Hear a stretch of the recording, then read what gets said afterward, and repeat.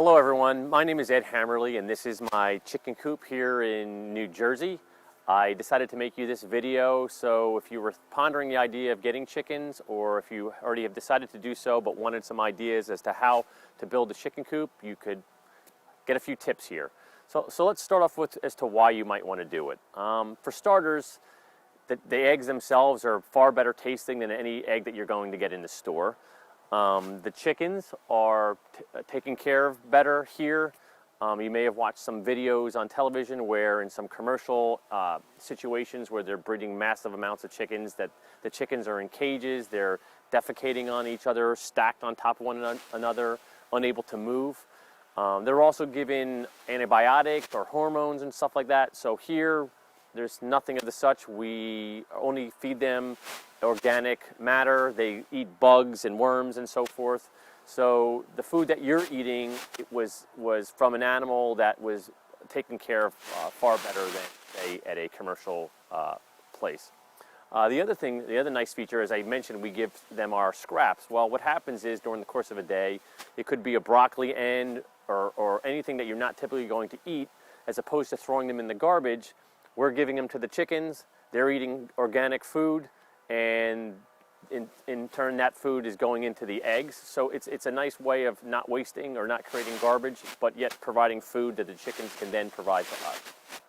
All right, so let's take a look inside the coop and you'll get an idea as to what we've done. All right, let's take a quick look around and then I'll get into specifics later. Here are the roosting bars, the automatic door, timer and light, the nesting area,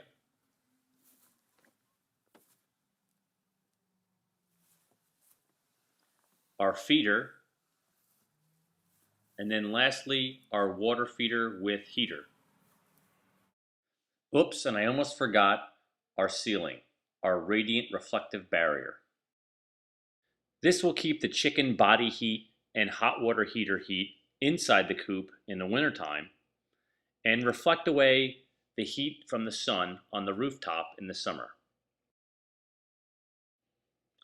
Pretty basic. We installed some roosting bars. Chickens typically like to get off the ground. They feel safer from predators.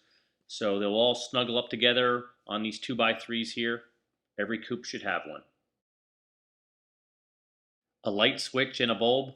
Again, pretty self-explanatory. Makes life a lot easier. Here are the nesting boxes.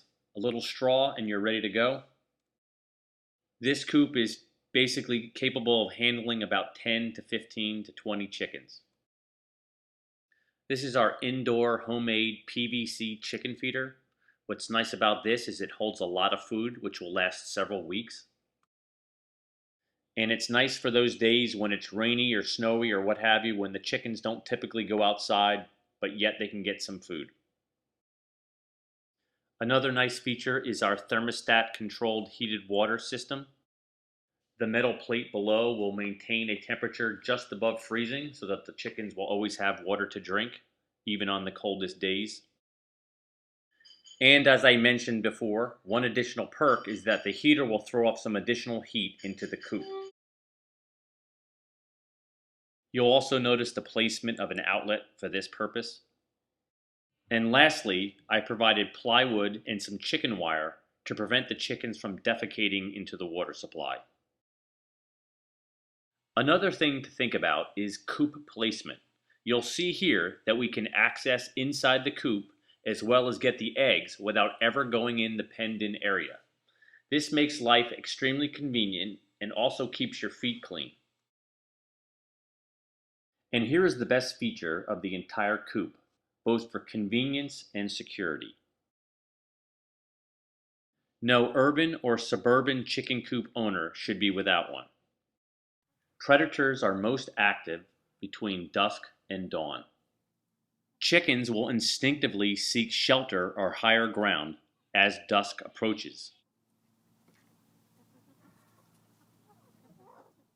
If we can secure their entry point once they are inside, their chances of survival are extremely high. And this convenience continues when morning arises and you don't have to go outside and open a door. So that's the coop. Now let's talk about the pen. All right, spend the time to secure the corners like this. I put some extra wire and so forth. This way, a fox is going to try to sneak around the corner, get in between the building and the fence. As far as the fence itself, you can dig well underneath the ground to make a fortified fenced-in area. However, we just took rebar and ran it between the fencing the whole way along so that you can't just pick up one side. It's also staked down. You'll see right in there, it's staked down so it can't go anywhere. And then I've just thrown some rocks on top. So the foxes have not been able to deal with the rocks and the rebar here, so it's worked for us. And again, to reiterate my opinion, we've had this situation, this setup for about 2 years, have had weekly encounters with foxes, and have never had them get inside in that manner. A major daytime predator problem we have had are red-tailed hawks. Here in New Jersey, netting the roof is a necessity. Make sure you have an eye hook on your nesting box door as well.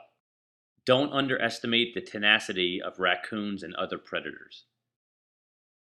And you may have noticed this solar-powered blinking red dot. It's hard to quantify if these things actually work, but they claim to mimic the eye reflection of predators, scaring animals away. And speaking of things that run on solar, this entire coop does as well. We just do the solar production on our home.